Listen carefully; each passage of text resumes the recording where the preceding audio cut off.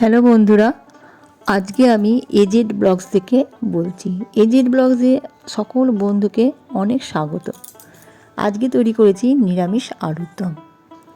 প্রথমে আমি আলুগুলোকে সেদ্ধ করে নিলাম।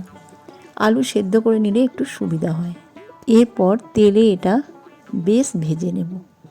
খুব হালকা নয়, বেশ ভালো করেই ভেজে নিয়ে আলুগুলোকে তুলে নিলাম।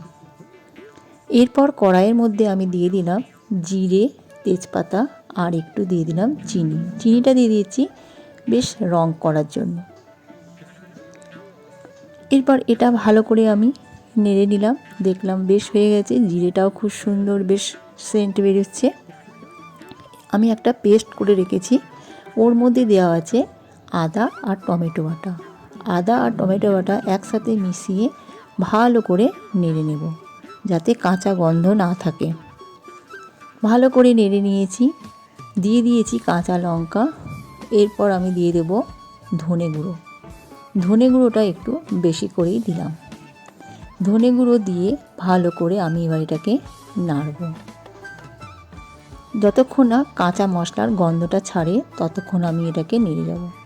দিয়ে দিলাম একটু ঝাল লঙ্কা গুঁড়ো আর দিয়ে দিলাম একটু কাশ্মীরি লঙ্কা কালার করার জন্য। এই মশলাটাকেও ভালো করে আমি ভেজে নেব। ভালো করে ভেজে নেওয়ার পরে এরপর দিয়ে দিলাম আমি একটা পেস্ট, যার মধ্যে ছিল পোস্ত, কাজু আর মগজদানা।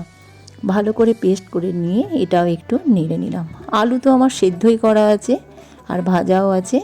এরপর আলুটা আমি ভালো করে দিয়ে দিলাম যথারীতি লবণ। এটা সম্পূর্ণ নিরামিষ দিনের জন্য একটা সুন্দর রেসিপি। তোমরা এটা ভাত, রুটি, লুচি, পরোটা সবের সাথে খেতে পারো, তবে ভাতের সাথেও ভালো লাগে, কিন্তু ওইগুলোর সাথে বেশি ভালো লাগে। এরপর আমি ওই আলুগুলো দিয়ে ভালো করে নাড়িয়ে চাড়িয়ে নিয়ে একটু জল দিয়ে দেবো, সেটা হলো গরম জল। ভালো করে নাড়িয়ে চাড়িয়ে আমি দিয়ে দিলাম একটু জল, প্রয়োজন মতো জলটা দিয়ে দিলাম। জলটা দিয়ে এরপর ভালো করে আমি নাড়িয়ে নিচ্ছি। জলটা দিয়ে ভালো করে আমি নাড়িয়ে নিলাম। আমার সম্পূর্ণ রেডি। লাস্টে নামানোর আগে দিয়ে দিলাম একটু এটা দিয়ে দিলাম গরম মশলা দিয়ে ভালো করে নাড়িয়ে নেব। আমার কমপ্লিট হয়ে গেছে। এই ভিডিওটা যদি একটুও ভালো লাগে তোমরা একটা লাইক করে দিও, আর ভালো লাগলে একটা কমেন্ট করো।